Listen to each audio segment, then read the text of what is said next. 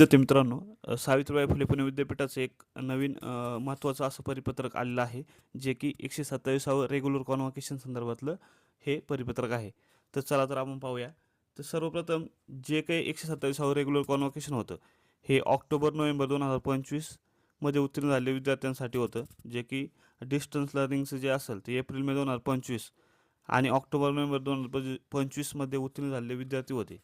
जे की पदवी, पदविका असतील किंवा पदव्युत्तर अभ्यासक्रमाचे असतील, अशा विद्यार्थ्यांसाठी 8 मे 2026 पासून तर 15/6/2026 पर्यंत हे अर्ज कालावधी होता.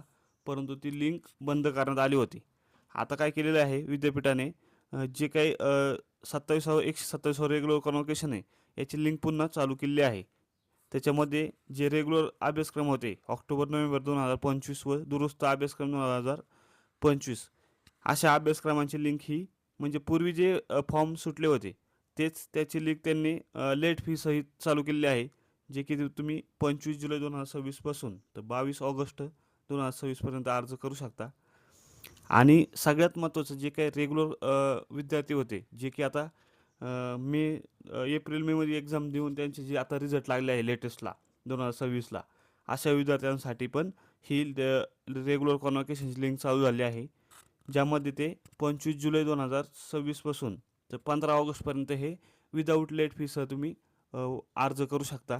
आणि 16 तारखेपासून तर 22 ऑगस्टपर्यंत तुम्ही हे लेट फीने तुम्ही फॉर्म भरू शकता. अशा पद्धतीचं हे नोटिफिकेशन अत्यंत महत्त्वाचं आहे, जे की आता जे चालू वर्षाला जे विद्यार्थी उत्तीर्ण झाले आहेत, अशा विद्यार्थ्यांसाठीचं हे सर्क्युलर आहे, जे की तुम्ही रेग्युलर कॉन्व्होकेशनमधून अर्ज भरू शकता. आणि जे की त्याच्या अगोदरचे एप्रिल-मे 2025 पासूनच्या अगोदरचे जे काही विद्यार्थी आहेत, ते सप्लिमेंटरी कॉन्व्होकेशनला अर्ज करू शकतात, ज्याची लिंक ही कंटिन्यू विद्यापीठाकडून चालू असते. धन्यवाद.